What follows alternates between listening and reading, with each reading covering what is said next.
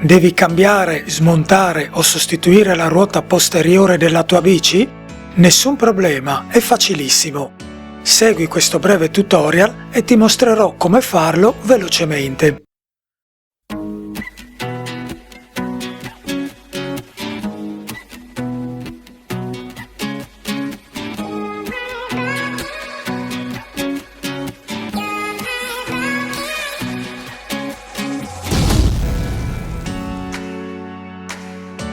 Innanzitutto devi far scendere la catena sulla rotellina più piccola del pacco pignoni.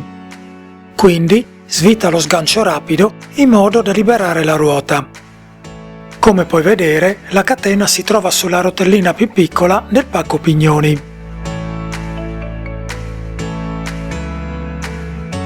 Riavvita i componenti dello sgancio rapido per evitare che rotolino da qualche parte. A questo punto non devi far altro che spingere in avanti il deragliatore per togliere tensione alla catena e liberare così la ruota. Trattienila mentre sollevi il telaio della bici. La ruota si sgancerà facilmente. Una piccola nota sul perno di sgancio rapido. Le due molle a forma conica vanno inserite in un senso ben preciso e non a caso. La parte più stretta, infatti, deve essere rivolta all'interno, mentre quella più larga all'esterno.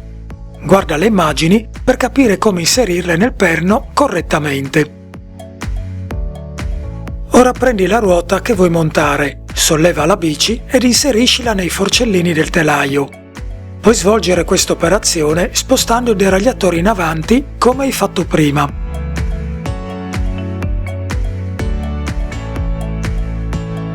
Se la catena non si posiziona automaticamente nella rotellina più piccola del pacco pignoni, spostala manualmente facendo molta attenzione alle dita.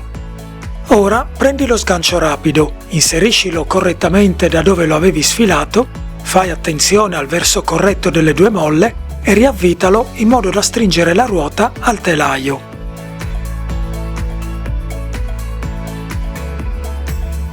Stringilo bene e controlla che la ruota scorra senza toccare freni o telaio. Fatto! Come hai potuto vedere è molto semplice e veloce. Garage, Lucoral è stato qui. Un saluto unto di grasso da Lucoral.